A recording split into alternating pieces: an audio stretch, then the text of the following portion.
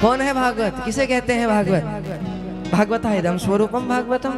हाँ महाराज इसे कह रहे हैं। आपने हमसे पूछा महाराज जी भागवत क्या है? हमने नहीं सुनी, हमें नहीं पता। सुनी तो सबने है परंतु पता नहीं है क्या है।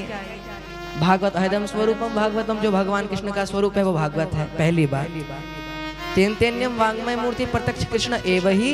ओके ठीक है।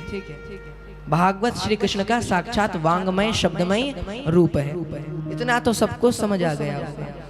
परंतु सबसे बड़ी बात ये आती है भागवतः चरितम यस्मिन् तद् भागवतम, उस शब्दमय विग्रह को, उस शब्दमय छवि को, उस शब्दमय ग्रंथ को, उस शब्दमय परब्रह्म परमात्मा को क्यों कहते हैं भागवत? इसलिए कहते हैं क्योंकि भागवत किसी दूसरे अन्य व्यक्ति का नाम थोड़े ना है।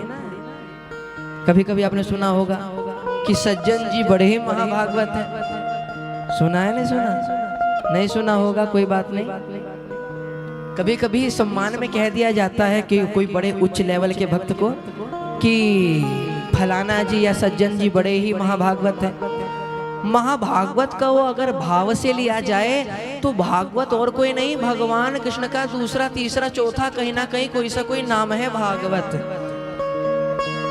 हाँ, उत्तम श्लोक भी ठाकुर जी का नाम ही है और भागवत भी भगवान का नाम ही है।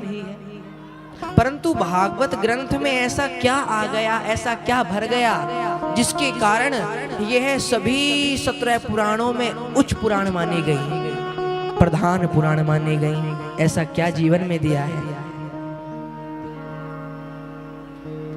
तब बताते हैं भगवतः चरितम यस्मिन् तद् भागवतम, जिसमें कृष्ण के, जिसमें भागवत स्वरूप भगवान श्री कृष्ण के सुंदर सुंदर चरित्र हैं, उसी शब्दमयी वाणी को भागवत कहा जाता है।